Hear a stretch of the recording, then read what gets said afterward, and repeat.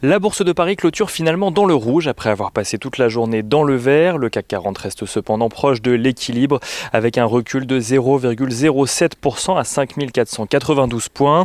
Dans l'ensemble, les investisseurs ont accueilli favorablement durant la journée les nouvelles avancées en matière de vaccins ou de traitement contre la Covid-19, même si elles sont moins spectaculaires que la semaine dernière.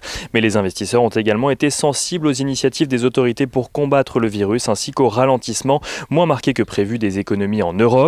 Sur le front de la lutte contre la Covid-19 tout d'abord, AstraZeneca a partagé des résultats qui portent à 70% l'efficacité du vaccin que le laboratoire développe avec l'université d'Oxford.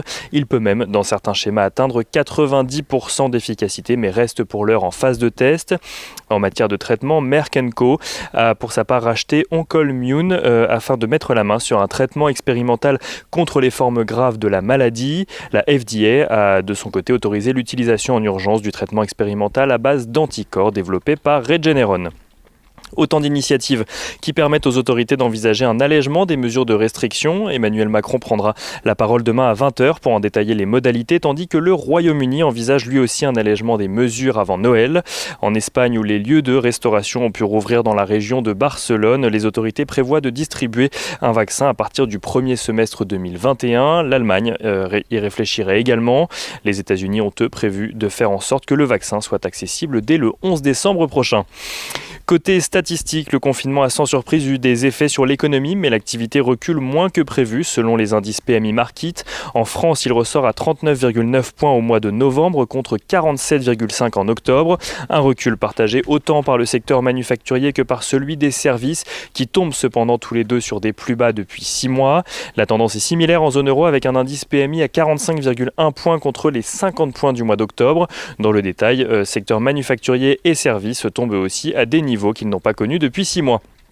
De son côté, la BCE se veut rassurante, estimant que l'impact économique des mesures de restriction en Europe devrait être moins important qu'au premier confinement, même si l'économiste en chef de la BCE n'attend pas de véritable reprise avant l'automne 2022.